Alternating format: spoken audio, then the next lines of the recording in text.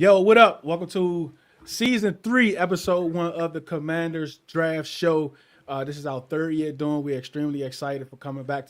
But before we get started, I want to do a little tribute to who is my favorite player that ever wore the burgundy and gold, and Trey Johnson. We've heard just sometime today of his passing, and he was absolutely one of my favorite players. If you look at my profile, you see him up there first. I could just remember him playing when I was in school. When I was playing offensive guard, I always wanted to be Trey Johnson. I even wanted to wear dreads and wear that number 77. But not only that, for some reason, he just put me on a path of wanting to understanding the game of football more because he did everything with precision and he did everything with technique. Being like over 330 pounds, moving the way that he moved with quickness. He was light on his feet, and that's something that I never really seen before. Because I just really started getting into football. And he was one of those guys that was my hero interview. You ever have a hero that really don't know that they are a hero to you, or someone that just not looked upon as a hero? He was my hero without him even knowing it, because for him, he helped start this path where I am on now, talking about sports as much as I do and loving the game of football as much as I do. And he was my hero interview that I never got to have. I always tried, always reached out, but nothing really panned out. We could never kind of mesh and make things work out.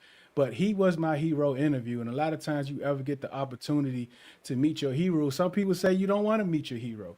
But I absolutely did want to meet my hero. And all I hear is good things about him.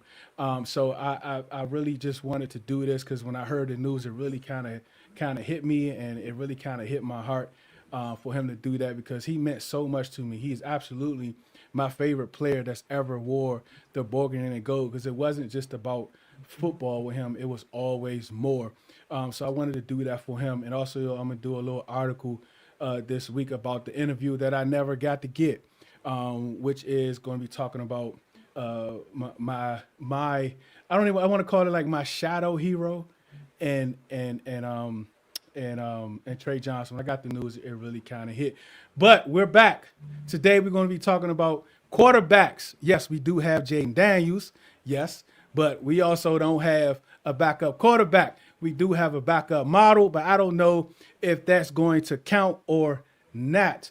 Also a kicker. Moody did all right, but he also missed a couple. So we're going to look at some kickers. I'm always about that kicker in the 7th round. We also going to look at a center. Tyler Biada, I think it's 28 going on 29.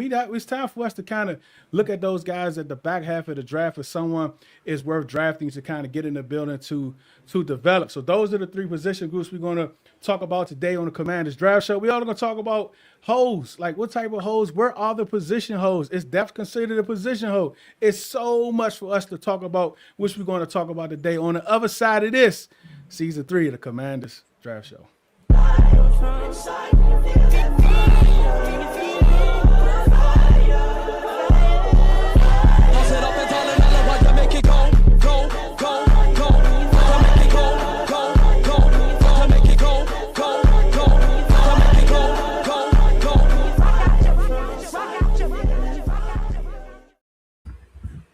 Yo, we are back. DT, Cal, Smoke. Can you hear me, Smoke? Yes, sir. Can you hear me good? We locked and loaded. Cal, Yes, we locked and loaded, Cal. We're absolutely locked and loaded, dude. Season 3. Cannot wait to get this going, man. We've had some hits over the past 3 years, and hopefully we can keep that going. DT, one of our biggest, what we thought was going to be a hit, haven't panned out. We're going to get into that when we get into that position group. And that's our guy, Ben Sennett, who just didn't pan out yet. Right? That's some of the things that we're going to talk about. DT, you locked and loaded, baby. Yes, sir. I am 1,043 slides and counting of a lot of NFL prospects. We got a lot of information. Like somebody on this panel kept sending different players every 15 minutes because they can't get enough of it. And they kept sending. I said, listen, pick 2 players and that's it. Stop sending prospects, right? Stop sending prospects. But let's go to the person that I will not name. Give me a quick season recap, Smoke. I like how you did that there. Hey, man, quick season recap. Didn't go as expected, man. 5-12 season. Didn't expect not to have my quarterback for majority of the season. Didn't expect to be, leading the league in injured starters for the majority of the season. Just didn't go as planned as what we witnessed in 24. But guess what, man? That's what we're here for, to build this thing right, to build it back up. And I know some people say it starts with free agency, but to get the core of your team, it starts with the draft. And that's what we Season recap, Cal. That's probably the simplest expression for this season. 2024. I like to say this. 2024 showcased our strengths as a team, and 2025 really shed light and highlighted our weaknesses, and that revolved around our depth on the team. And Smoke kind of highlighted it with the injuries, and that was on full display for everyone to see. But that's in the rearview mirror. We're here to get better. And obviously, after the way last season went, that's the only way we can go, because it can't get much. I would hope it can't get much worse than that. I don't know, DT. Can it get much worse? Because I tell you one thing: if it does get much worse, yeah, DT recap.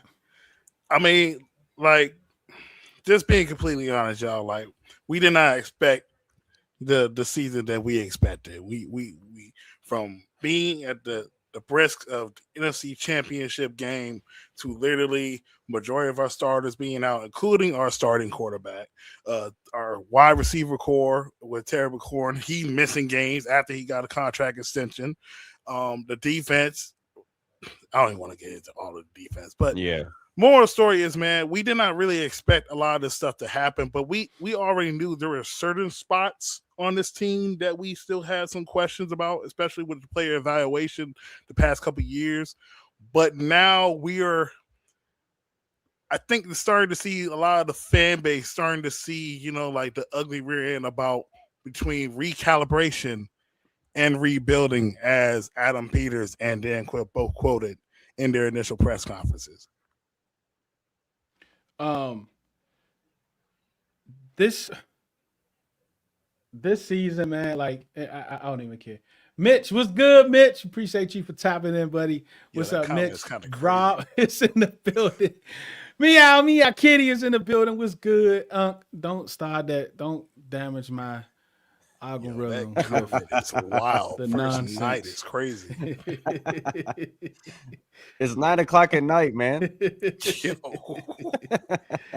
Oh my goodness, already, man. But let's get right into it. So I'm gonna go to you, Kyle. When we talk about position holes, a lot of times if you just say that word, we're automatically thinking the top 22, right? Offense, defense, the starters. That's what we think about. But how deep is it really when we talk about position holes? Oh, it goes down. Obviously, you have the 53 that you make up your entire team. But you can see that there are glaring holes around the team, not only at edge, given with the injuries that happened there, but you could also make an argument for safety. You can make an argument for corner as well. When Marshawn Lattimore went out, then Trey Amos, that was really on full display. We did have some spotlights from a handful of guys in that sort of place, but you saw when Jonathan Jones came back, we were still needing to see more. The offensive line, for the most part, held their own. But Badass himself, being at center, was playing banged up. And you could kind of tell in his play, which is what we're going to highlight in centers here.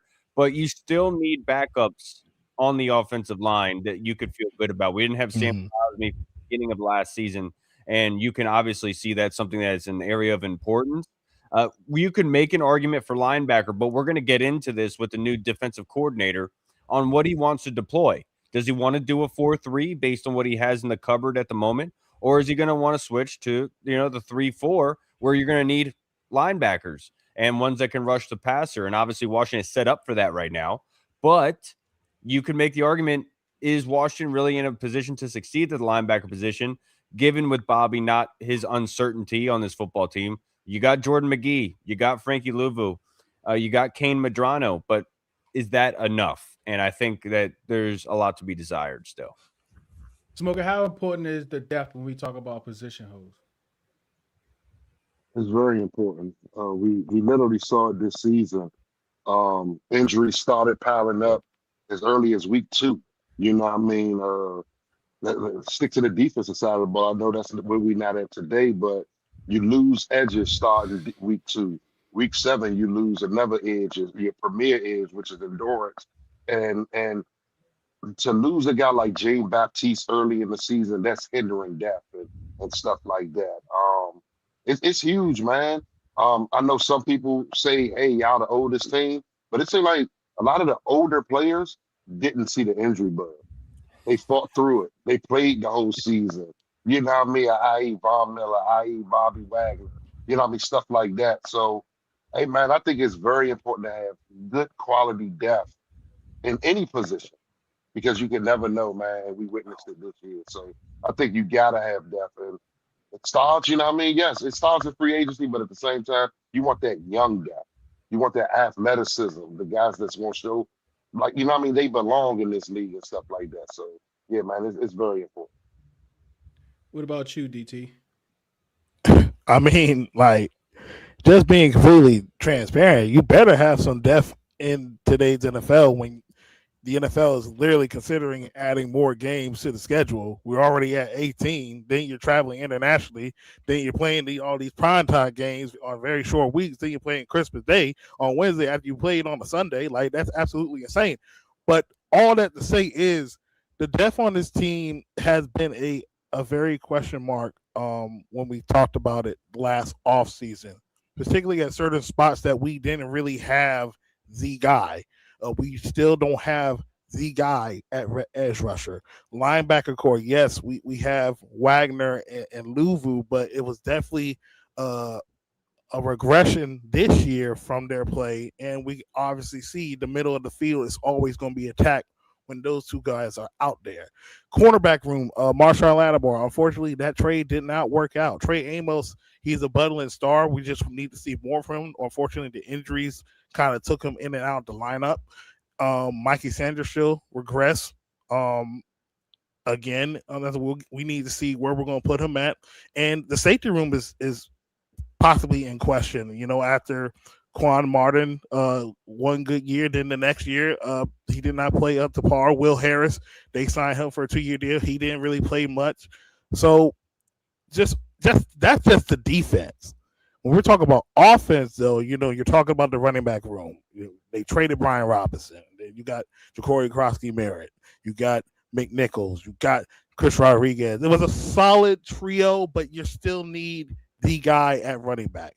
Wide receiver room, Terry just needs a guy on the outside with him, whether it's inside or outside. Tight end room, Zach Ertz been holding the fort, but are they going to get one of these free agents, or are they going to get one of these drafted tight ends? That would have been an experiment. So that's just to note some of the spots on this team already that we have questions about. But it's definitely important when you're in the NFC East playing against the Cowboys, Giants, and the Eagles. It is important when you're playing in the NFC, playing against the Seahawks, 49ers, Rams. That's just AFC West, by the way. Two new coordinators, two rookie coordinators, two rookie play caller coordinators, especially in the NFL level. I mean, we got one guy that all of us that coach, we might have more experience actually just coaching football than what he has, even though I know 2 NFL years trumps probably everything that we have, but even still, right? It's not like he coached in college or high school. I mean, I checked all the way down to Pop Warner, right? And he's never coached, but that's not an anomaly from this coaching cycle because there are a few coaches on QB coach coordinators that got those opportunities, not having a lot or extensive experience for those roles. So we come right back to you, Smoke. When we think about these coordinators, how do those coordinators, or will they, just from the press conferences we hear and the interviews, what type of impact will they have on the draft? I think a big part. I think they're gonna play a big part. Like they made a change for a reason, offensively and defensively. I think they have a vision collectively, but it's the element of surprise as well. We saw in 24, you know what I mean, the element of surprise. No one knew what to expect. I think they're screaming, like offensively, they're screaming at the mountaintop, this whole under center, get under center, get under center. Who knows? That could be a smoke screen.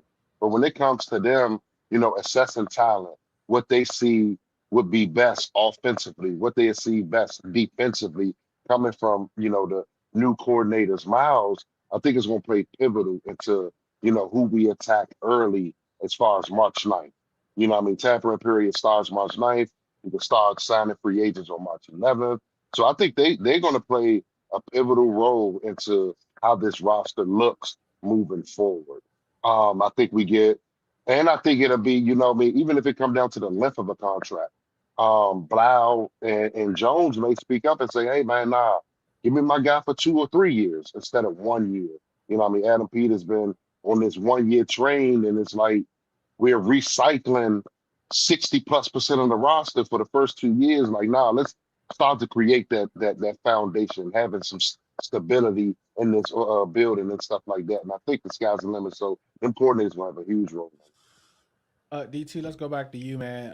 On the defensive side of the ball, a lot of us is looking at Durante Jones as if he is like the heir apparent to the guy everybody wanted on the defensive side of the ball. And Brian Flores, what type of impact do you think he'll have? Because, like Ron said, look, you have, I say Ron, well, hey, whatever. Like Dan said, you have full autonomy of the defense. It's going to be his defense. He's going to decide on which players fit his scheme. Do you think he'll have a bigger impact on the roster than someone like David Blau? Well, for one, I think when we look at that situation right there, you know, you mentioned earlier about the coaching experience. The one thing that Jones has over Blau right now is actual play calling experiences from, you know, the D2 level and the Power 4 level. He called plays at Bowie State during their years of run in the CIAA, and he has called at least 1 year at Louisiana State University in 2021. So he has that experience already of play call. He has that feel of prepping game plans. He has that preparation process already. He's been around guys across the league, dimensions, even like a Mike Zimmer or Marvin Lewis, like those guys just to mention. So he has that feel already. And I think it's very important because he understands what is the best way to put certain guys in position to make plays based on their strengths, not make them to do something that they're not typically used to. What is the way they learn? He mentioned about IEP's plans during his press conference. He already has looked at the defense for probably multiple weeks based on the film process. And I think for him, having the players that actually fit what he wants to do, but still going to do his thing different. Just because he comes from Brian Flores doesn't necessarily mean we're going to get every single entirety of a Brian Flores style defense. It might be something that he learned from Mike Zimmer. It might be something that he learned from Marvin Lewis, the guys that I mentioned. So wherever he constructs this defense, he already understands how to call plays. It's going to be very interesting based on the pro personnel department, him working together, how they're going to get the talent around to get some of these spots filled out. Right back to you, Cal. David Blau, you know, we heard about the touchdown to Crowder in the big game last year against the Eagles to win the game. You know, we hear he had a lot of input, right? How much do you put into the player coach, right? Because we've seen a lot of this across the league that they played under this guy and they played under this guy. But my impression is, I'm thinking they out there trying to prep to be a football player, but they prepping to be coaches. Like, do you think that's just like an excuse to kind of give the perception that these guys are ready to be coaches, or do you think there's an actual thing in a player coach? Well, there is definitely a thing in a player coach and being able to connect with players. Durante Jones brought this up. He said they have to know that I'm here for their benefit, right? That I'm trying to get the best out of them as people first and foremost, and then they follow through with coaching.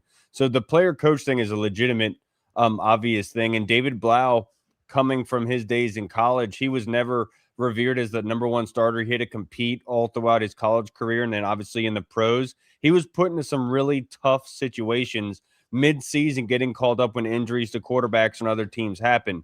So this is a guy who is very used to being put in an uncomfortable setting. And so I would be willing to say David Blau is probably a good bet to have, given that he was here before.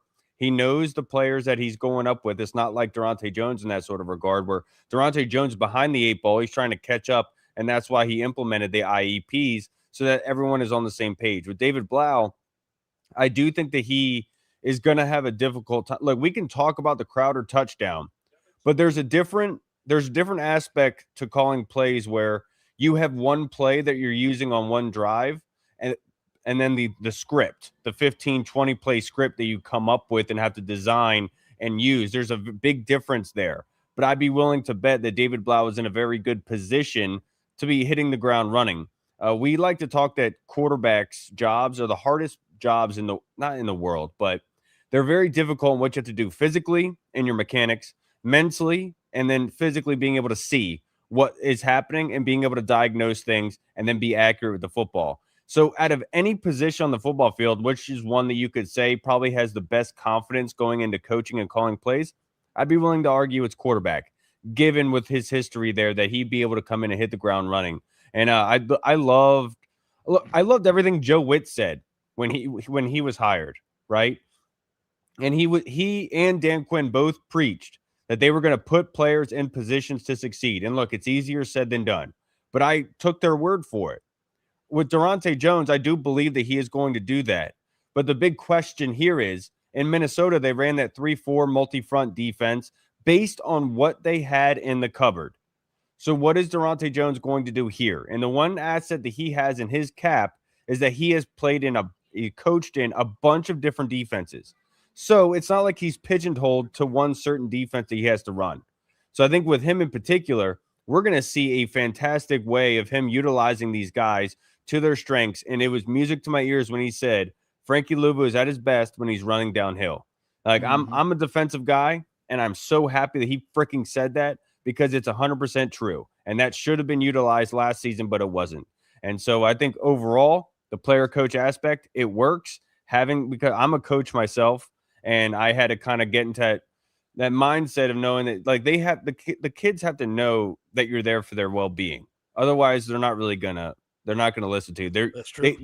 They think that you're just trying to find something to yell at them about, when in reality, you're just trying to help them get better. And when they understand that you have their well-meaning behind it, that's when you start to get some more response.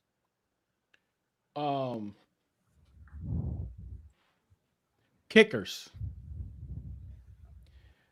Listen, man. We need a kicker, right? We got 2 picks in the 7th, right, Smoke? Yep. 2 picks in the 7th. Last year, I think we had 2 in the 7th last year too, right? I forgot what trade it was or something we had. Then we get, I think No, that's true. just Bill believe we did. and Yeah, edge 2 rusher. The one that got hurt. Wasn't he in the 7th? Nah, that was the year. Yeah, he was before. 2 You seasons talking ago. about Was it just Kane bring back Medrano? Kane was I a think 5th. Madrona was a 5th. Was a 5th? So maybe we only had 1 7th. I thought we had 2. Oh, I think we had 2. Didn't we have 2 6s? Maybe that's what it was. But I think either that's what it way, was. right? I didn't get the kicker last year. So I'm pushing forward again. I know we only got 6 picks, Smoke, but I'm going for a hashtag kicker in the 7th with that second pick. What is it? 223, I think. I want to get a kicker, man, but I think we absolutely need a kicker. I mean, Moody hit some big ones. I mean, I was playing Madden a couple weeks ago. He hit one from 63, right? You know what I'm saying? Man. So, like, it's possible, right? You know what I mean? Yeah. It's possible. You know what I'm saying? But I also did auto kick, right? Because I'm horrible at that thing. But one of the kickers on our on you guys list that you all have your favorite kicker, Kyle and Smoke, is my guy, Trey Smack Trey, whatever you want to call him. Give us a little bit about him, Smoke, and then Kyle, and then DT has another guy. What's up? What's up, Slim? Slim is in. Hold on, man. Listen. If you listen to the interview, when Durante mentioned IEP, you can tell he immediately regretted it because he said, get these guys on IEP for football. So he immediately regretted him saying IEP because that's educational. What is it?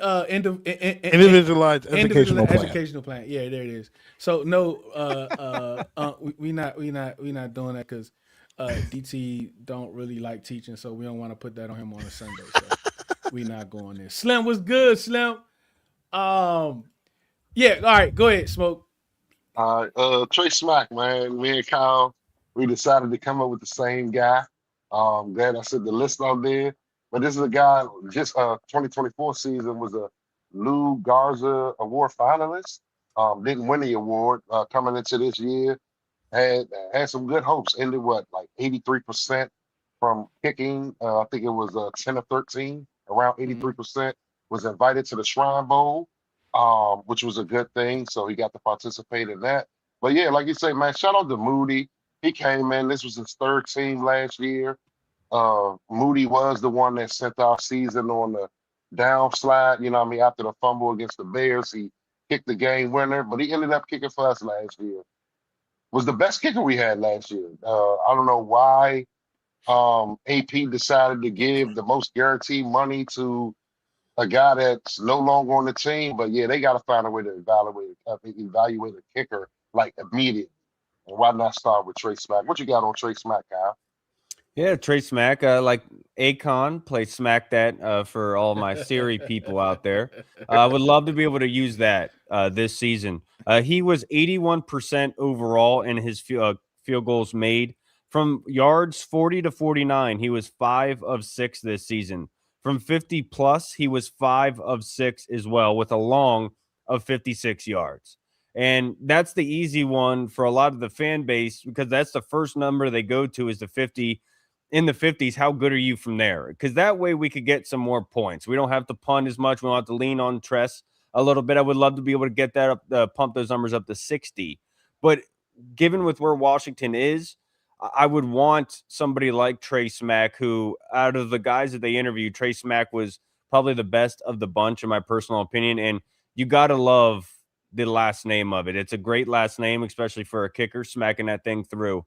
So out of all the guys from the Florida boys, I'm going with Trey Smack. And, great minds think alike. And that's why me and Smokey here have a lot of similar prospects tonight.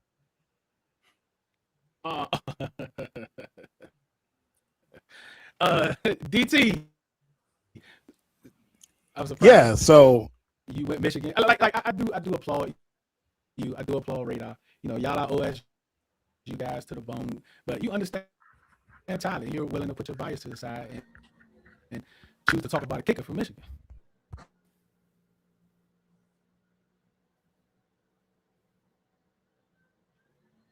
See what happens? You talk about Michigan. I don't think he could hear you. Yeah, you're muted. I can't hear you, D2. Yeah, I can hear you now. Okay. It was acting up for a bit. So I missed some of it. It sounded like you were throwing a troll job for the Michigan. So but I had to pivot because I literally found out today that my kicker from Ole Miss, he is not in the draft apparently. So he is returning back to school. That is very unfortunate. But however, I'm going to do Dominique Zada. He is a Michigan kicker. He transferred from Arkansas State. Have some of the statistics stuff that I did a report on. He's 6'3", 187 pounds. Transferred from Arkansas State. He was a 2024 All-American, and he was a Big Ten Kicker of the Year in 2024. I will say this year, 2025 season was a little bit of a regression from the 2024 season. He was 17 of 25 kicking, so that's about like 68% kicking percentage. However, he was still 7 of 7 from 50 yards in all his kicks. So, with us, we can't even kick 50. We also can't kick 30. So that's another question out there. But you talk about if we're getting 2024, we're talking about someone that was very consistent, kicking 50-yarders, putting Michigan in situations to get them to win And I think for him, he has a very strong leg and he's very accurate. Now, the question will be the accuracy was a little bit of a dip. What was the change this year to last year? You know, what was the difference between 2024 and 2025? I like how you included his height and weight, like that matters for kickers. I do appreciate you doing that. Look at the guy. Skinny John. We're thorough here. All right. I love it. All right. Let's go right to Smoke. Let me see if I can get this thing to play right. Let's see. And no, we're not putting no kicker videos up. All right, here we go. Smoke Cow. This is another two of the guys that you two agreed on. From our center, Logan Jones. Smokey, you up? Hey man, Logan, man. Hey, he's I think the caption of the place said day 3 centers, but no, like this dude is definitely getting drafted day 2. Like I'm looking top 50, top 60. Like he's a beast, man. Loves to climb block. Great off of the initial snap. The one I'm gonna give a struggle right fast. The one thing I noticed with his struggle is if there's a delayed blitz, he tends to react late to a delayed blitz. But I think that can be, worked on, coached up and stuff like that. But as far as like initial contact, blocking down, getting to the next level, this is the guy that you want. 6'3", about 6'3", 302. Some people say he's considered undersized to be a center, but he plays physical, man. He was the Remington Award winner this year for 2025. He was a part of the Joe Moore Award. That's for the best O-line in the nation. Iowa breeds O-linemen, stuff like that. But yeah, man, I know me and Kyle, we kind of picked him together because we see some good things in him. But I think he's a day 2 guy. Like we got a third, we don't got a second. So he's there in the third. I wouldn't be mad at good old Logan Jones, man. He's pretty solid. What you got on him, Kyle? Yeah, I honestly, to be perfectly honest with you, anybody from Iowa that plays offensive line has a spot on my football team.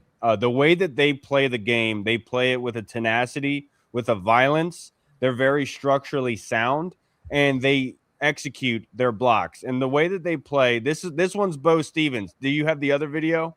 Hold on, let me see. Yeah, Bo, look, I'm going to talk about Bo. Let me take a pause right quick, right? Because we do all of our HR administrative stuff live on air. When you all send videos, label them. Put a name in that 1, 2, 3, 4, my movie 1, 202 699. Actually put a name on them. I got you. My original emails were labeled, by the way, but they were not to be downloaded. I think I did that. I put Logan Jones, Iowa, because I said all my thread. Hold on. My thread for this week would be under my next guy. But yeah, so go ahead. Keep going. I know. Call us out. All right. Bring that back to the ball. It's absolutely crazy. Just wait till you watch this. All right. Big number 65. Ooh. Yeah, that's on a screenplay there. Where's the next one? Oh, you're starting it over? Yeah. Looking like Brandon Sheriff out there. 65. Yeah. You're going to see a common theme with these boys. Now watch 65 at the top of the screen going to the sideline. Oh my gosh. Wait a second. Yep. Tyler, be honest, I've never seen you do this. Oh my God. Take him to the bench. Yep. Take him to the bench, young fella. So Take him to the bench.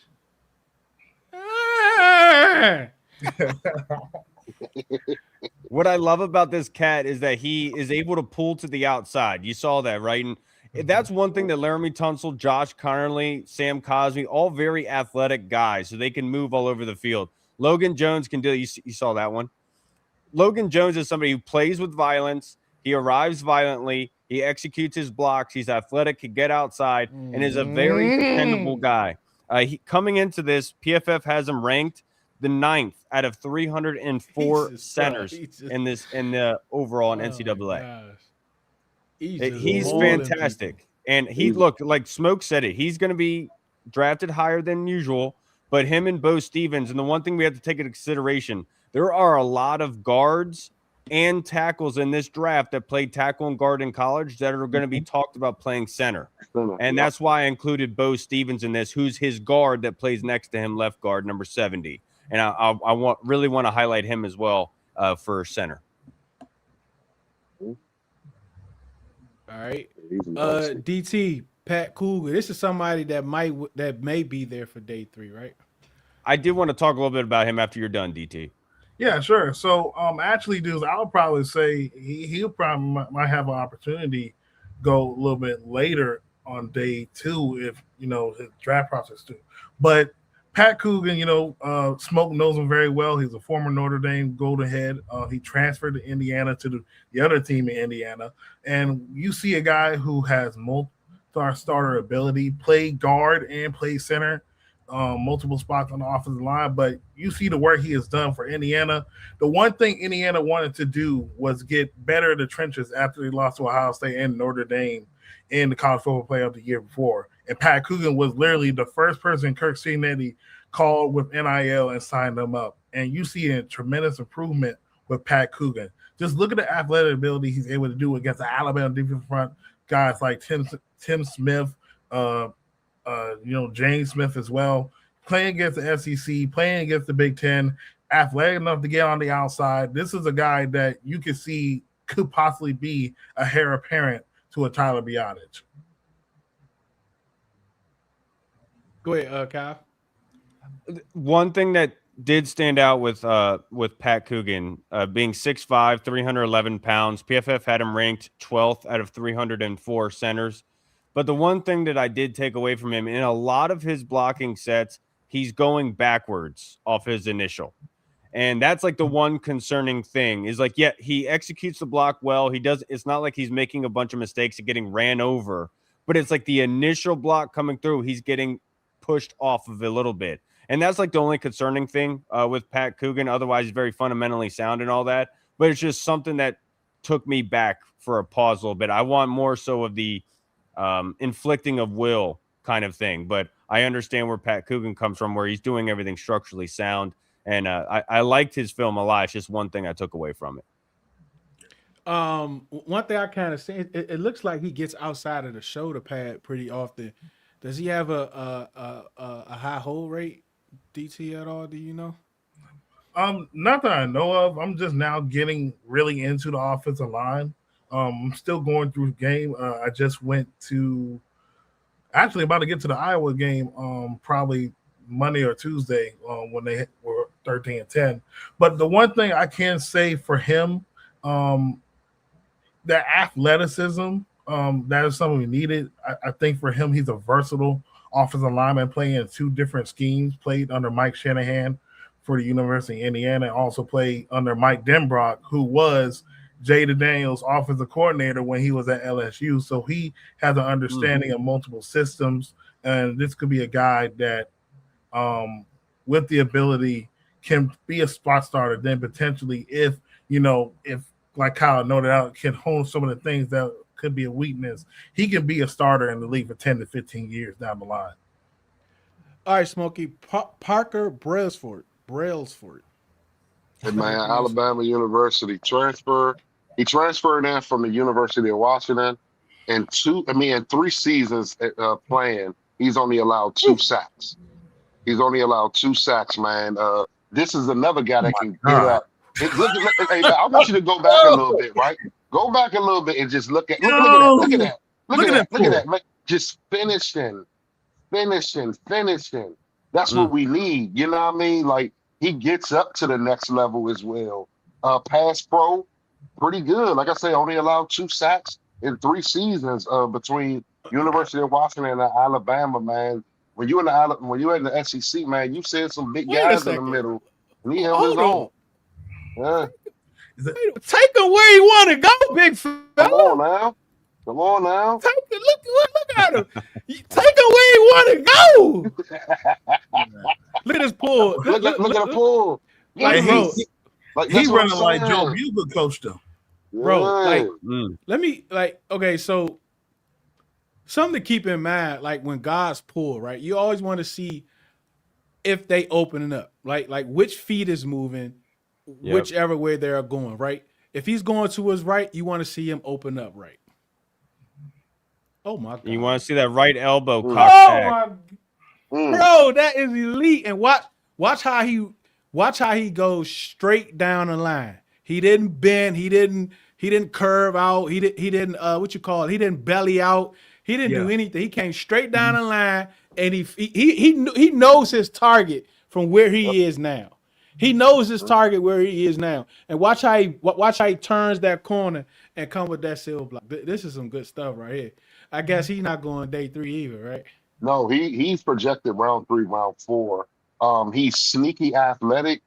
Some of the scouts, they already talked about, I understand you don't like the under the way Olympics, but he already shown to jump a 33-inch vertical as a center. He's very athletic, 6'2", 297.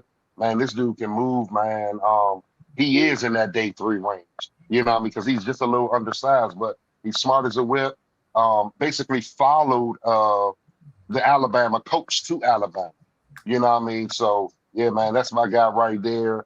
But, of course, if I had to rank him, I'm taking Logan Jones over Parker. But I like Parker, bro, like as you see it on the tape. This guy can't pull and things of that nature. And you got to think, going under center, Deuce, going under center, our line may have to be versatile that can get sideline to sideline in whatever scheme they deploy, stretch zone or whatever it is. So, hey, man, Parker is the guy, bro. Like, I love his tape. Cal, is Bill movie 1? What's up? Is Bill the other video? Bo, yeah, Bo Stevens, yeah. That's so funny you called him Bew because my buddy Kevin did the same exact thing. I always do that. It's a guy that come in. It's a guy that come into spaces that's Bo too. I always call him Bew. All right, so this is Bo Stevens. So he's actually ranked by PFF higher than Logan Jones. He's ranked as the 149th overall prospect in the draft class. He was rated 4th of 670 guards at 6'5", 315 pounds. I included that clip because the Iowa offensive line, there's poetic in what they're able to accomplish overall. Look at that push. Look at this pull. Look what he does in 99. Look, everybody falling. Watch that again, what he did to 99. Look at that play design. Who's the OC? Oh, my gosh. Look at this smoke. Look at the beauty. Look, watch this. Look at that. Look at the beauty. Oh, my gosh. That's beautiful right there. Is another fighter, and this is somebody that somebody got bullied. Yeah, and that's what Iowa does. It's funny because Jennings Dunker played right tackle for them. He worked out as a center at the Senior Bowl. Bo Stevens is working out as a center over these underwear Olympics, as you guys like to say in pro days. Then they have Logan Jones as well. So there's a very good chance that this Iowa graduating class can have 3 possible Pro Bowl centers in the NFL just from one class. And I think all these guys are very well capable of being that.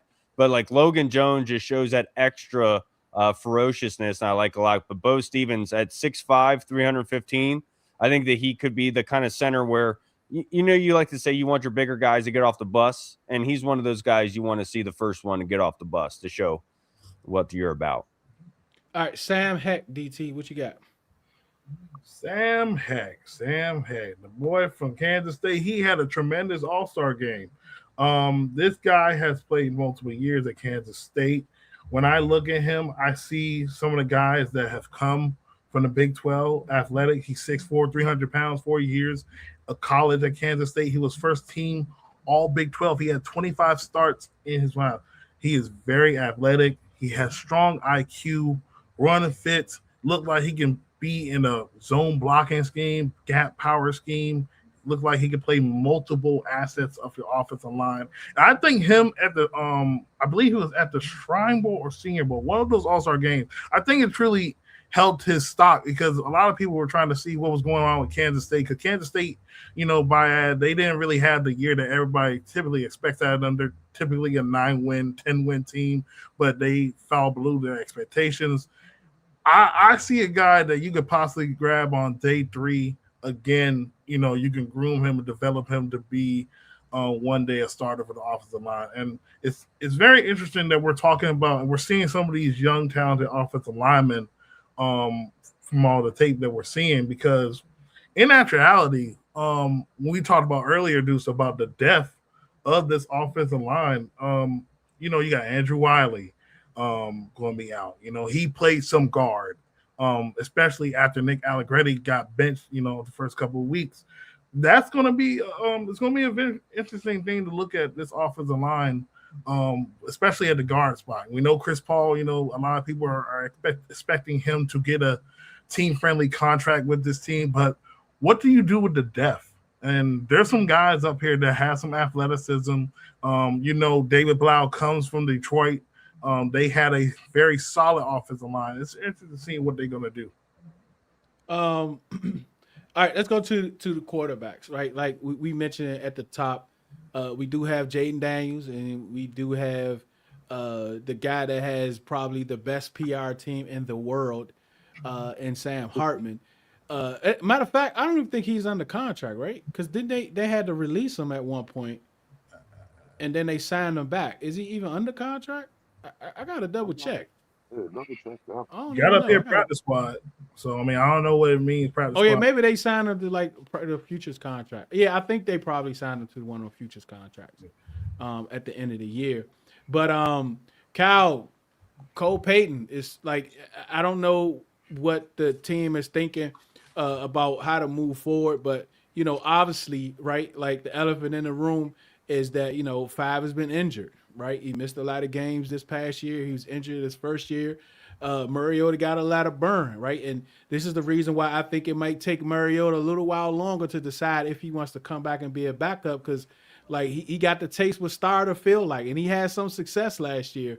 And there are some teams out there, because of this draft is so weak, that they might want a bridge guy to come in to play maybe the first half of the season, or to kind of play out. Everybody, looking for that redemption quarterback, right? And he's possibly can be one. But if they do decide to go quarterback day 3 or somebody sneaking there, you and Smoke guy is Cole Payton, and we're gonna start with you, Kyle. What do you think about Cole Payton?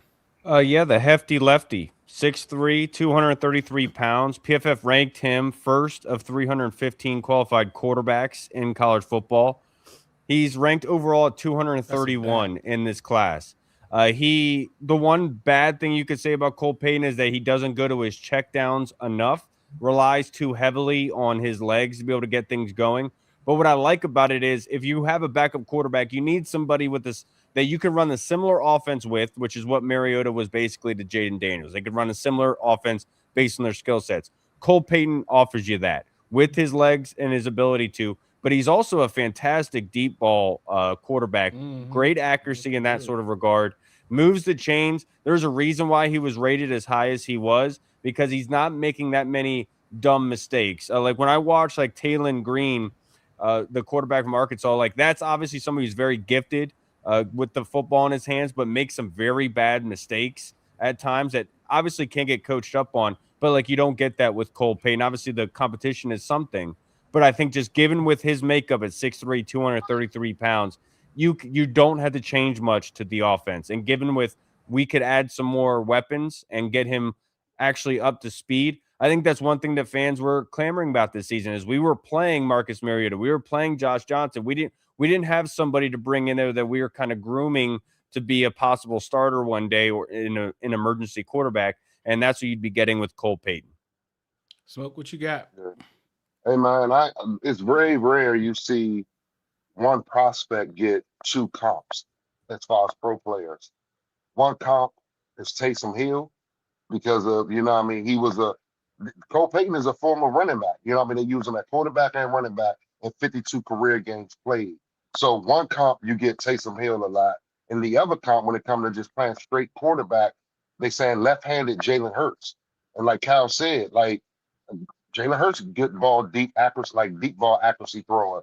This guy Cole Payton got the good deep ball. And I totally agree with the check down. When I was watching certain film, I'm like, the tight end is sitting right there in the middle of the field. But he had a Bryce Lance on his team that was beating guys at that level, one-on-one on the outside and stuff like that. So, hey, man, like I say, it still needs to, grow. But like I say, coming here and growing with a third-year Jaden, a new play caller and stuff like that, yeah, man, I'm all in on Cole Payton, man. He's a football player. And that's what you look for sometimes. I sent you one little small video on email of Cole Payton that I really wanted to show here. Where you send it at? I sent it to your email from my email. It's just literally 1 7-second video. Just now? Yeah. Okay. Let me wait till it pull up. Oh, here you go. I was trying to see if it actually would show on my phone how good it would look, and it looks terrible. Kyle, do me a favor. Look at your phone, Kyle. Can you see on your phone, Kyle? Yeah. You know them cracks on your phone, Kyle? Oh, no, that's my screen protector. That's what I'm saying. Yeah, we can't see that, Kyle. I use it for work. So in construction, you can't really see all that much behind walls and stuff. You got to use your phone, I can't man. play it for some reason. Dang it. It probably take a while. I don't know what it is. Like Maybe we'll come back to it if it loads. Yeah, but now, like he's a true dual threat quarterback. Relies on his legs, stuff like that. Only thing is that with former North Dakota State quarterbacks, I saw a lot of under center stuff. This dude, man, he played a lot out of shotgun, So it may be something like new for him on the transition. Or put it. See if you can put it in the X chat on Twitter. Maybe I can get it from there. All right, yeah. DT. Connor Wegman. I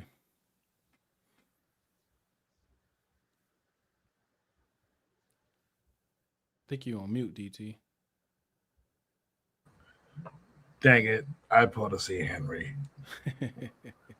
All right. So as I was saying, Connor Wegman, he first started his career at Texas A&M. He then would leave and transfer to the University of Houston.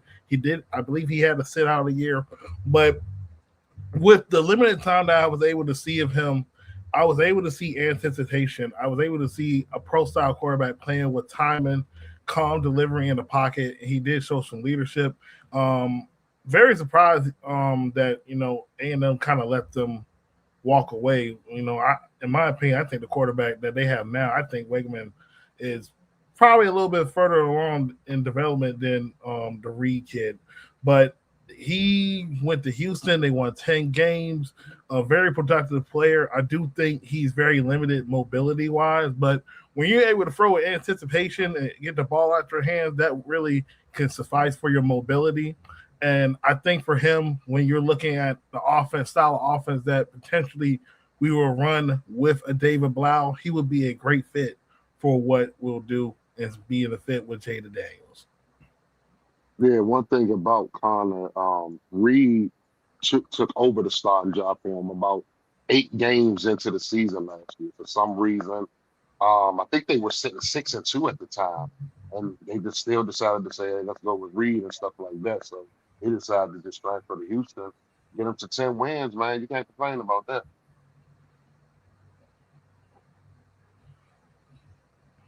Oh, this is a run. Okay. Ooh. Athletic. Yeah, he's more like Mariota. From a quarterback, that's pretty impressive. But that's the guy that was a running back, right? Yep. Yeah, he played snap at running back. Here, I got another one I'm sending in to you.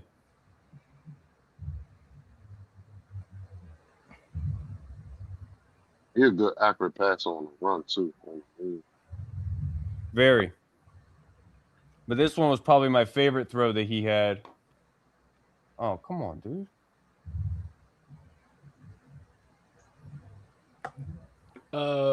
Mitch asked in the chat, Taylon Green. Anybody? Yeah. I'm gonna start there. During the Senior Bowl, it seemed like they were forcing Taylon Green in the offense. They were showcasing him. For some reason, he led a lot of the drills.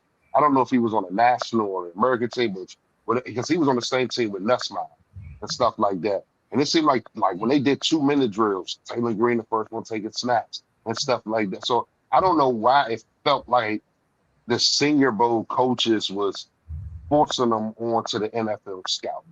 You know what I mean? Because he got the size. Taylon Green, 6'5", 220-something. But like Kyle said earlier, just makes bad decisions. You know what I mean? Taylon Green makes bad decisions, man. So We're gonna see, but he's freakishly athletic. He's a guy that could go to the underwear Olympics, drop a 4.44, 5.40, and next thing you know, he's skyrocketing up someone's board because he has all the so-called measurables right there already.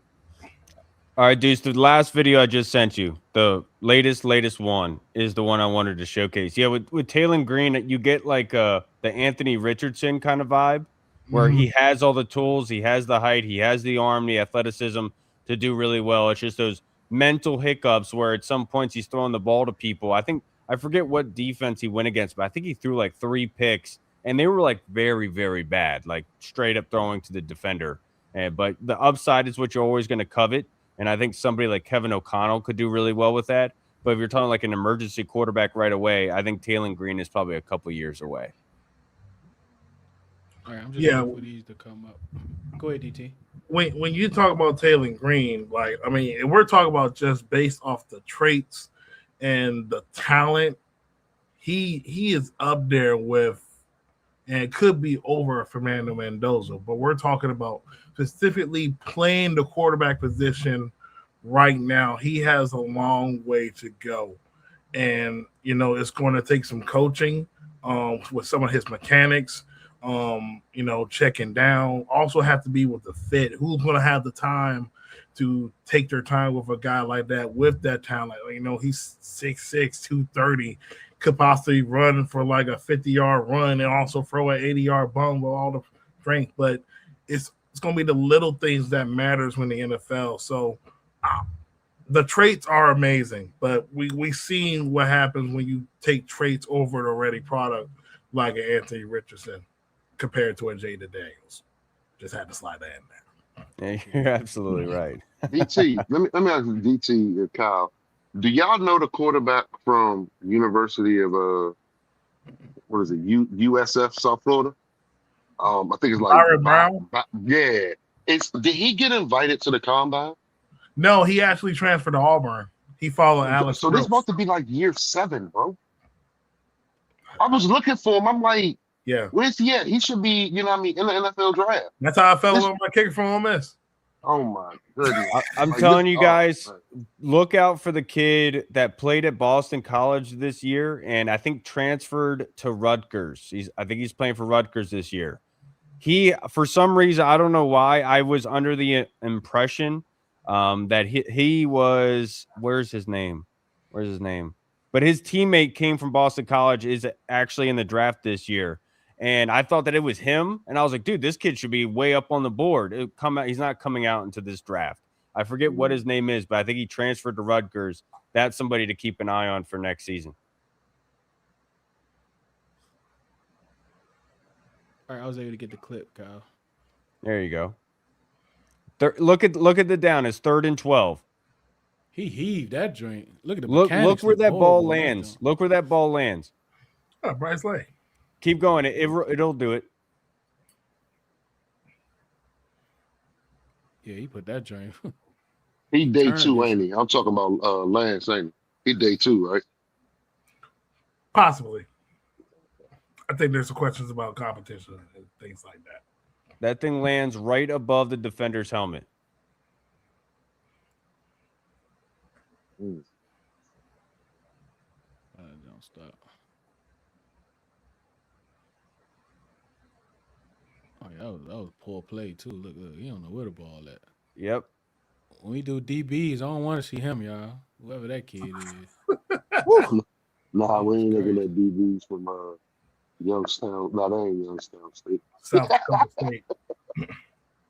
Gee whiz. All right. Let's go to the next one. You also had Kyle. You also had the other kid, Luke Altmaier. Talk to us. Yeah. I really like Luke Altmaier. He's underrated as an athlete and what he can do with his legs.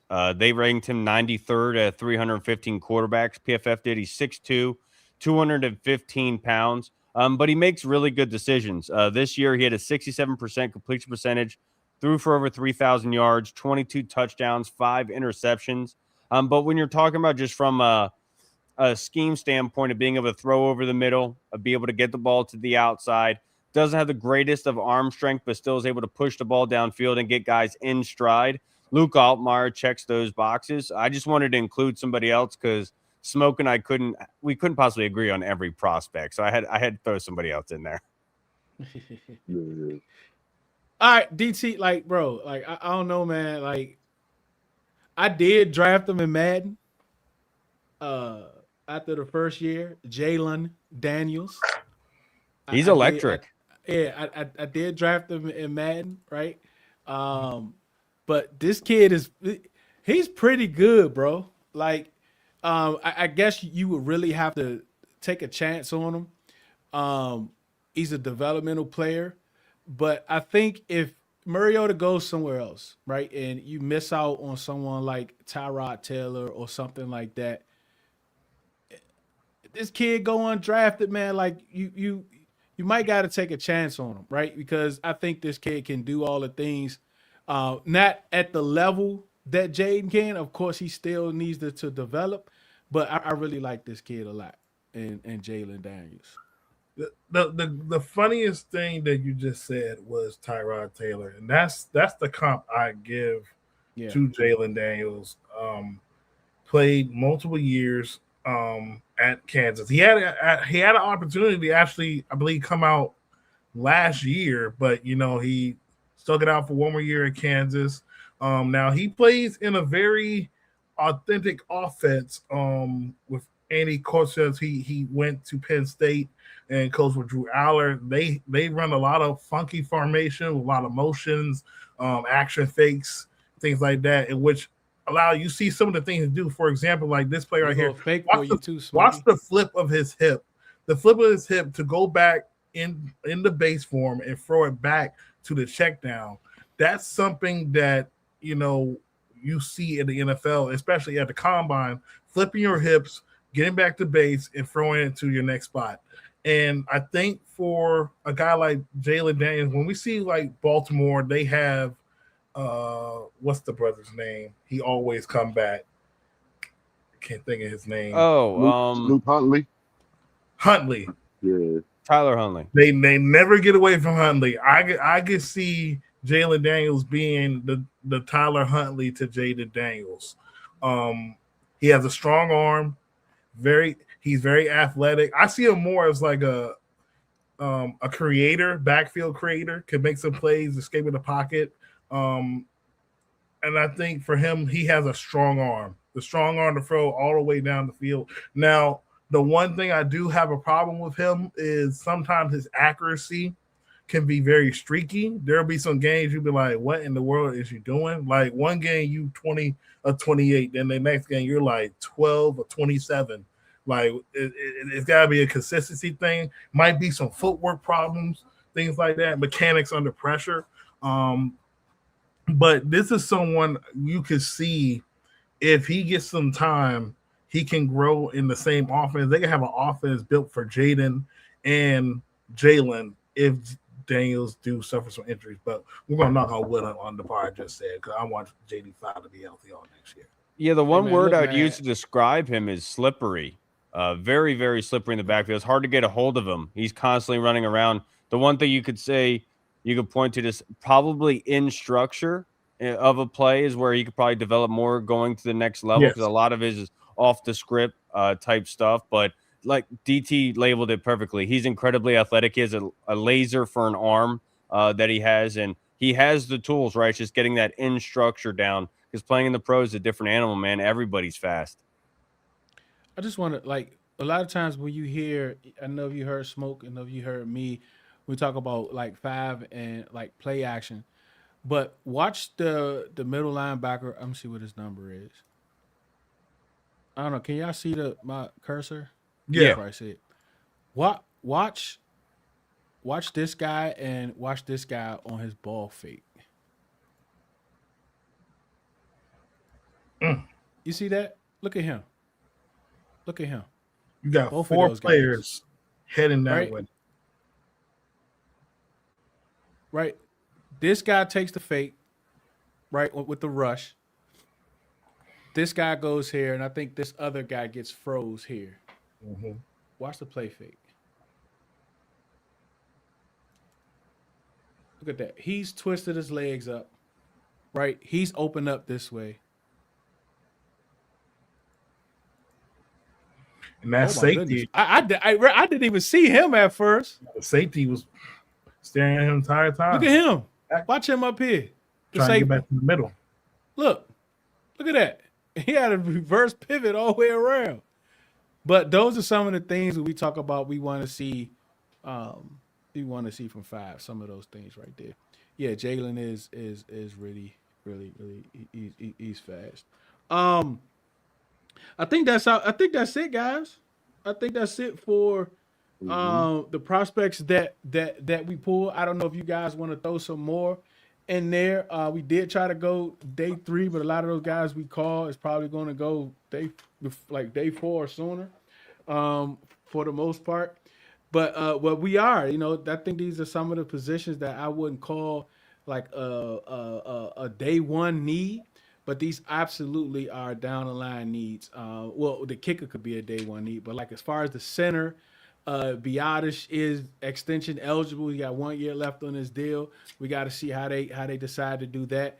If they do decide to go center, then what does that mean for Tyler Biotish if they decide to go of one of your guys, Smokey, at day 3 if he lasts at pick 71? Because we have a high third, right? It is a third, but it's also a high third. So a lot of guys that's projected to go second kind of can sneak into that top of the third. If they do that, what is that to say about Tyler Biotish? So there are a lot of questions, but I absolutely think we need to get a center to develop. That's just the right way of doing things. The guy Dieter, he's just not someone that I want to bring back next year. We absolutely need another center to develop. And dog tie Sawyer Robertson was someone that Mitch just brought up. Anyone got something from on Baylor. He has the tools, being 6'4", 220 pounds, but it's a lot like Jalen Daniels, where a lot of the offense is like your kind of Cliff Kingsbury type of stuff, where their running game works off of their passing game, where they're able to get some screens out to help you out a little bit. But he does show the ability to have some accuracy in the medium range at being able to lay the ball out. But he does struggle sometimes with touch at being able to lay the ball out for a wide receiver to be catchable. But for the most part, he has the tools. It's just decision-making at some times. But it's not like you're disgusted with this film, like a lot of times what you get from a Taylon Green, where you're just like, why are you doing that? You're not really getting that with Sawyer Robertson. But the transition to the NFL, I think he has the tools to be able to do it. But we're probably talking about a day 3 pick. All right, let's get to mock 1.0. We're going to be doing mock drafts every Sunday. We're going to have them ready on Sunday. We're not going to actually go through the mock, but we're going to have the mock throughout the week. And this week we had DT and we had Smoke as our coordinators, and I was AP, just in case they couldn't agree with on something. I will make the final decision. Next week, we're going to have Cal and Radar. I don't know, Radar. I want people to hear his voice. I don't know what's going on with that with Radar. He's a shadow, man. Right. And then Smoke is going to be AP, and if Radar can't do it, then DT and Cal, and then Smoke will be AP. Dog tie axe is Smokey sleep. No, I'm not, bro. Come on, I'm chilling. Hey, y'all, I'm in my good couch. This is my couch. I'm chilling, bro. I'm chilling. Oh man! And one thing I didn't do, which I probably should have did, which remind me, Cal, when we do it this upcoming week, is kind of put the players around that were still on the board around this time. Okay. We didn't do that. That's So good maybe idea. we can remember to do that for next week. But all right, DT Smoke. Run us down the mock, man.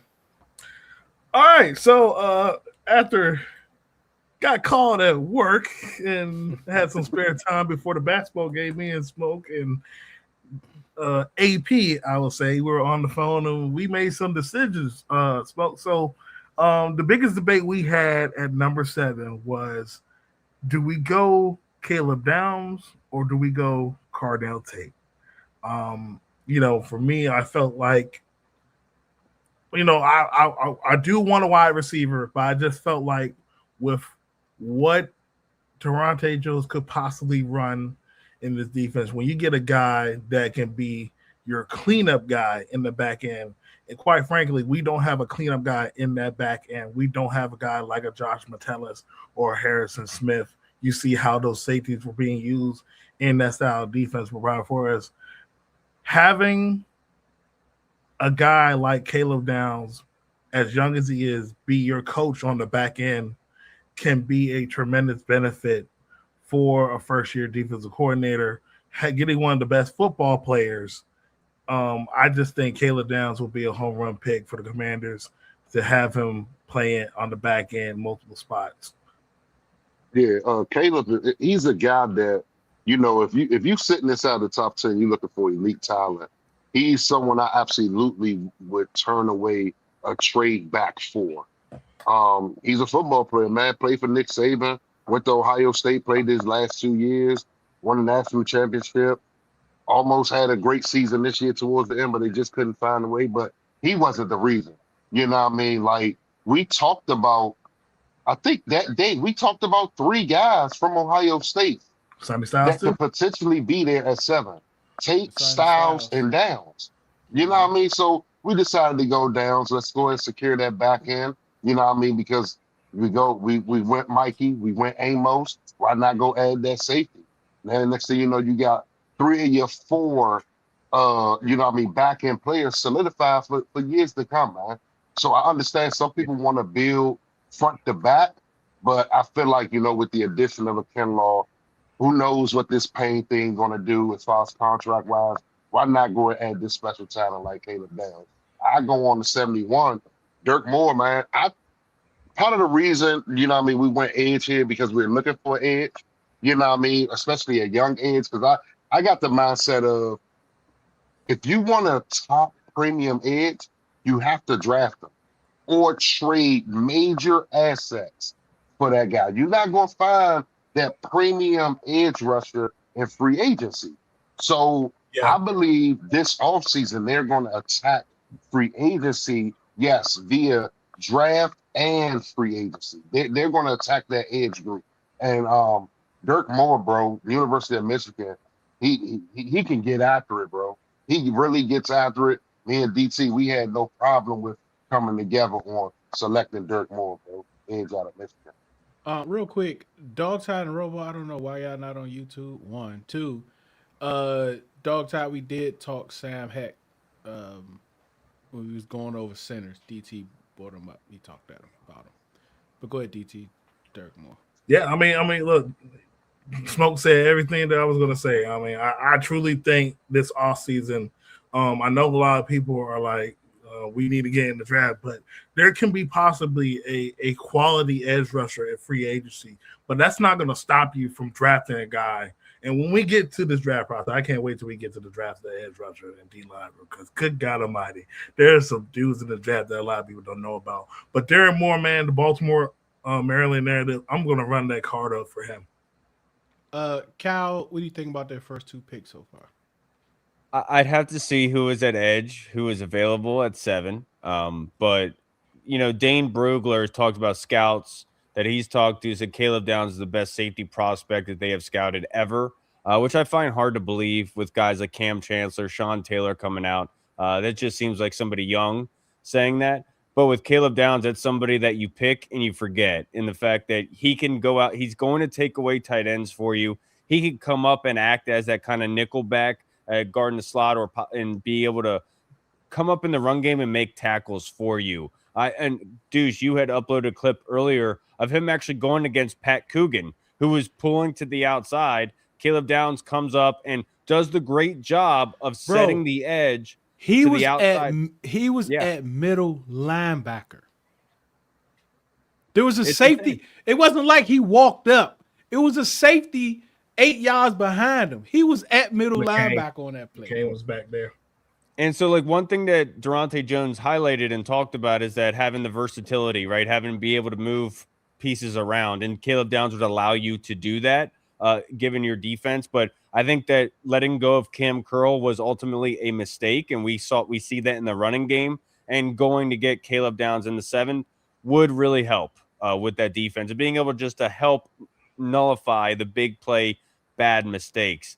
But the Derek Moore, I understand the asset that he is, and the bull rush, big edge kind of guy. But I am much more the out because I want speed on the defensive line. I think that is very important and crucial. And when Durante Jones talks about the versatility of being able to drop back into coverage, being able to confuse offensive lines, I think Derek Moore would leave a lot to be desired in that category. But like that's why we already have a Dorrance Armstrong. We already have Dietrich Wise. Like we kind of have the bigger kind of set defensive ends. I would like to see some speed added to that room. But I agree with Smoke, and I've said that many times myself. You're not going to be able to sign a legit good rusher in free agency. You have to draft them, and that's why I'm circling at number 7 for that spot. But for what you guys did, I can't go against. I can't say it's a bad move whatsoever. I understand the thought process behind it. And for this one, Bain and Bailey were already gone by this time. Don't tell me that. Who took them? If I see another draft where the Giants take an edge rusher, I'm going to be pissed, man.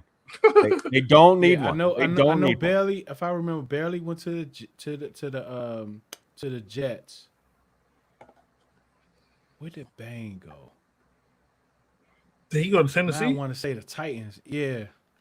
He go to Tennessee. I think he went to. I think he went to the Titans. Titans. He go to Tennessee, bro. That joint gonna be crazy. Did Jordan Tyson, was he available? Yeah, he was available.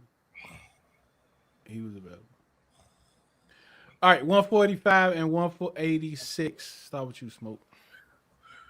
Josh Cameron, looking for a good size and receiver. You know what I mean? Everybody like, hey, 6'2", 6'3", we need that guy. Josh Cameron, good, man. Good high point of ball. I have seen him because we just talked about his quarterback not too long ago. I think somebody whoever asked about it in the comments. Oh man, somebody asked about his quarterback. But yeah, man. So like I say, just good depth. I think we're gonna be very aggressive at that position. Yeah, I think we're gonna be very aggressive at that position early in free agency.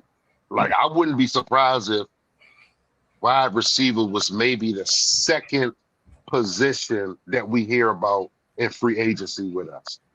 And that could be a Pierce, that could be a IU, that could be a Wan'Dale Robinson. Who knows which way these the people are going to go? Because if you paid attention to David Blau when he talked about Terry getting 10 targets, it was nasty when he said, yeah, Jalen, Luke, Ja'Cory. I was like, oh my, like, man, like, bro, you got to get aggressive, man. So go be aggressive, AP, man. You know what I mean? Like I say, this is a deaf guy that, you know what I mean, got good upside. What you got on him, DT? Yeah, so I haven't had a great conversation on the timeline with Damian Parson for Bleacher Report and Locked On NFL Draft. And the one thing we literally came to a consensus was Josh Cameron to me screams a Shanahan/McVay style receiver, the unselfish guy that's when he might not get a lot of receptions, but he's going to block the mess out of you.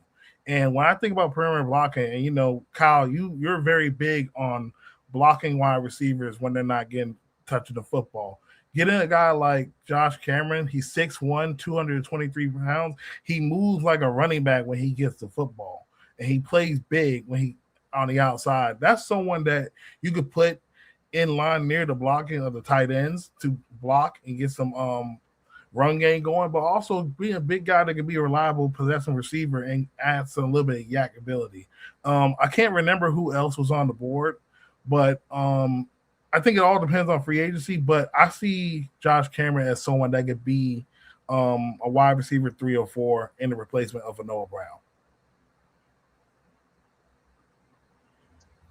All right, Andre Fuller, DT, cornerback. Yeah, Andre Fuller. So this is one of the guys that we currently met during one of the All-Star games. It's something about Toledo, something in the water, Toledo, dog. They just producing dudes.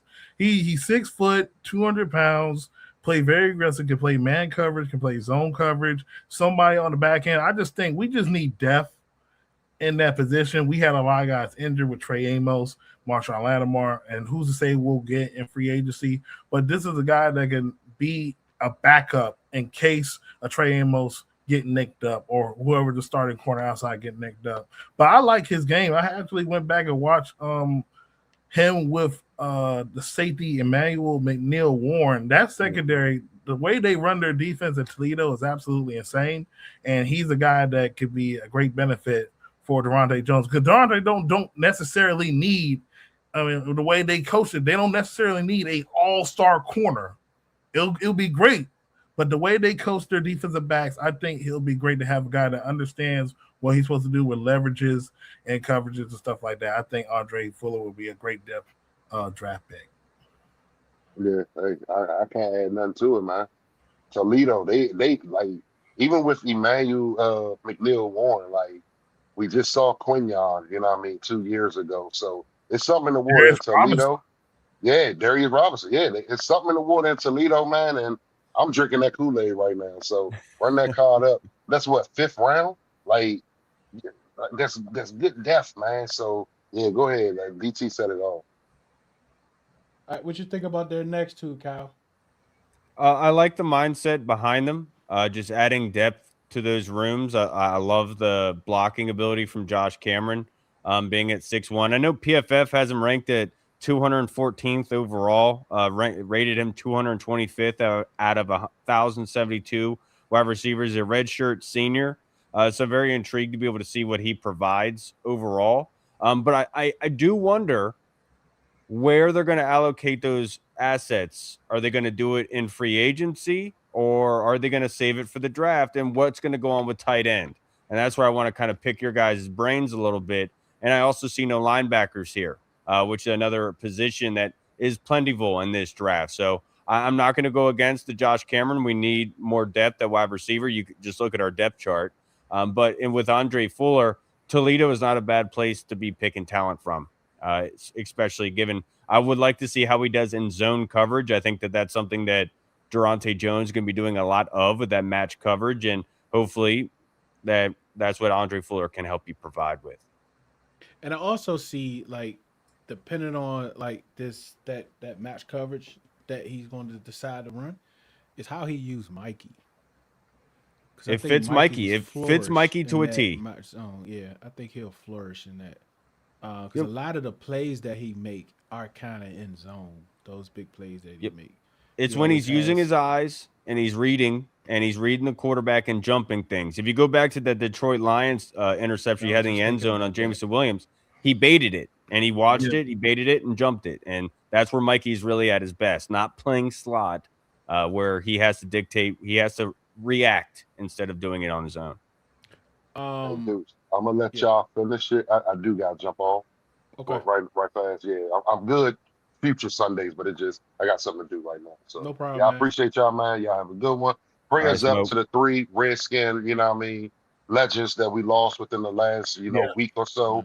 So I just want to put my prayers out to their family.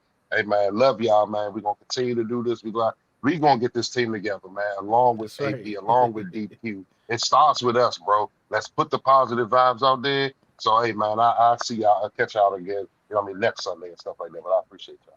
All right, Smoke. All right, let's end it, DT. Pat Payton, Edge, and Pat Cougar is next, the last 2 picks. Yeah, so this is probably the one pick I was kind of hesitating at first. I kind of just went with who was the best guy on the board based on traits. Now, Patrick Payton, he started his career at Florida State, 2023 year. I believe that was the year Florida State was on the verge of getting to the playoffs. Then they got hoed. He had a tremendous year. He was all ACC first team player. He had 7.5 sacks. He was very disruptive. But then he gets to LSU. Now, I don't know you watched some of the LSU tape so far from any of the defenders, Kyle, but out of all the players that's in this draft, he had by far probably the least amount of impact when it comes to these draftable LSU guys. I know some people look at stat, but I was just very curious. I thought I was expecting the 2023 Patrick Payton on that defensive line. Very curious to see what was the difference. I think he could be a guy, just for depth. He can play that stand up outside backer role. A guy, like with JPP, the injuries and stuff. There's nothing wrong with double dipping at edge, but that was probably the one pick I was a little hesitant on because I don't know. And to be fair, it's late in the round, but I don't know what I'm getting out of him. But he has the talent. It's just all about consistency to me. And of course, Pat Coogan is right there. Like I had to snatch him up and have him in the death room for the center. Yeah, getting Coogan there, that's the best value by far. He's ranked by PFF 168th overall. And that's value. And the very last pick that you have in this draft, you're going to get somebody that you can feel very confident with as a backup. And I'm all there for it. I think that was probably my personal favorite of this draft class so far that you guys did. I didn't realize we had 21 different OC changes in NFL this year. That's insane. For real? Yes. Rams is the last one that didn't hire one yet. Once they had, it'd be 21. They're probably higher in the house. That's insane, man. Because a lot of these teams that got their head coach, you see, even if you notice, the ones that got their head coaches the last couple ones, they're kind of seem like they're kind of scrambling a little bit. Like the Seahawks, the Browns, like they kind of scrambling trying to fill these roles, and they just whoever's left, right? But I guess that's the negative. All right, so this is Mock 1.0, and we use Pro Football Network to do the draft. For some reason, like PFF didn't have the other second. They didn't have the other seventh round pick. The other seventh. They didn't have 208 for some reason on there. So I don't know what's that about. PFN is better anyway. You don't have to sign up for anything. Yeah, absolutely.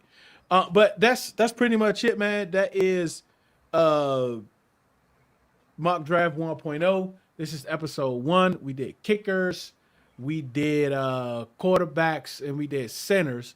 Looking at those guys to come in possibly late day 2, early day 3, into late day 3 to be able to add depth to the team. Next week, we're doing tight ends and running backs. Tight ends and running backs. Because it looks like we're going to be under center more. We're going to need a fullback, H-back-esque type player, and he's probably already on the team. So I think we're going to be looking for a passing tight end. Dallin Bentley, man. Dallin Bentley. Here we go. We already starting out. All right, Kyle, what you got in it all, Kyle? Tomorrow will be Burgundy Zone. We'll be coming out with an interview with Mitch Tischler from Monumental Sports Network, just kind of talking about the OC and DC changes, what to expect. And he's an offensive line kind of lover, myself included. So it's going to be fun to be able to dive deep with him, be able to find out just a little bit more. DT, what you got? All right, this is going to be the start of the off season. We're going to be collaborating with content creators, trying to reach out to more people. This week, we're going to have Damian Bartanek. He's going to be joining us on Wednesday to discuss the off season and what to see for the draft and in free agency. So stay tuned Wednesday at 8:15. Bartanek. Yeah. That's my boy, man. We interviewed him a couple years ago when he was still with I think it was Hogshaven, if I'm not mistaken. He's come a long way, man. Love that kid. Yeah. But tomorrow we're back after 3-week break for Riddle Radio, 8 a.m. with Unc and Smoke tomorrow morning. Radio Commanders Talk and all types of other stuff. We got some new shows starting this week. Arizona Lab is going to be back. We're going to have a midnight drop every day at midnight. We'll do news of the day. We're going to go take a deep dive into every single one of our coaches. I'm tired of getting blindsided by high school coaches and all that other stuff. So we're taking deep dives into our coaching staffs, and we're looking at their bag and what they have. We also going to be looking at college prospect every week, and why not is players that we should resign from our teams or we shouldn't, and also free agents that or trades that we should bring in and we shouldn't. So it's gonna be packed. It's gonna be up for the next few weeks. Like Smoke said, we're gonna get this team together, whether AP likes it or not. I don't know if he listens, but if he does, listening to this, do everything that we tell you because we've been hitting. We're batting at least like 79% over the last 3 years with these prospects. But we absolutely appreciate y'all for joining. We will be back next Sunday at 8:35. Tap in with us then. We appreciate your time. We know it's very valuable for you to spend it with us. We absolutely appreciate it. Remember, do it because you love it, not because it loves you. One beat, one sound, one heart, one love. It's Commanders Draft Show. Peace.